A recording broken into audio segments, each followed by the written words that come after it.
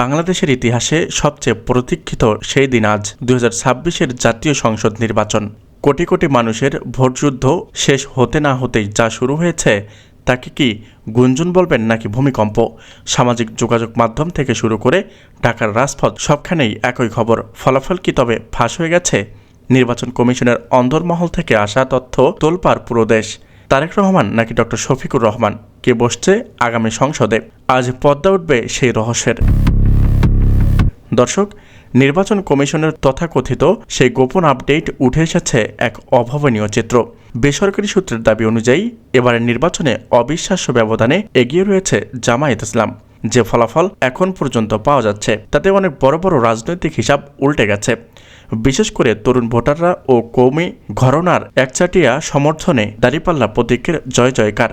রাজনৈতিক বিশ্লেষকরা বলছে, শেষ পর্যন্ত যদি এই ধারা বজায় থাকে তবে ডক্টর শফিকুর রহমানকে প্রধানমন্ত্রী হিসাবে দেখা এখন মাত্র সময়ের ব্যাপার।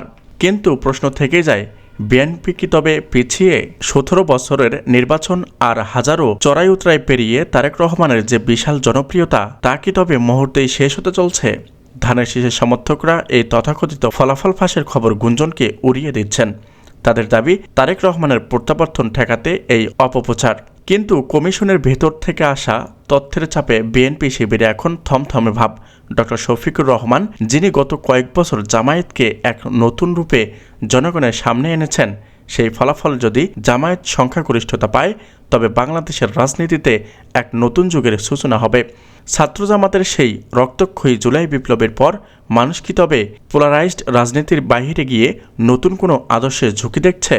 সাধারণ মানুষের মনে কৌতূহল, কেমন হবে শফিকুর রহমানের সেই সম্ভাব্য মন্ত্রিসভা? এদিকে নির্বাচন কমিশন বারবার বলছে তারা কোনো ফলাফলে এখনও আনুষ্ঠানিক করেনি।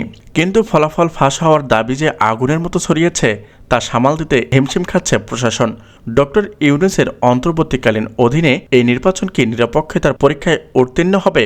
সেনাপ্রধানের করা নজরদারিতে কি সাধারণ মানুষ সঠিকভাবে রায় পাবে? সারা দেশে সেনাবাহিনী মোতায়েন থাকা সত্ত্বেও উত্তেজনা কিসের ইঙ্গিত দিচ্ছে? তো দর্শক, সময় বয়ে যাচ্ছে, সেকেন্ডের কাঁটা যত ঘুরছে ধুকফুকুনি ততই বাড়ছে।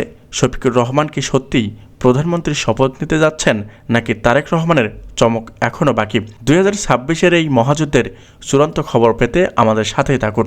সাবস্ক্রাইব করুন এবং বেল আইকনটি বাজিয়ে দিন যেন এক মুহূর্তের আপডেট মিস না হয়। আপনার চোখে কে এগিয়ে, তারেক রহমান নাকি শফিকুর রহমান? কমেন্ট করে জানাবেন। আল্লাহ হাফেজ।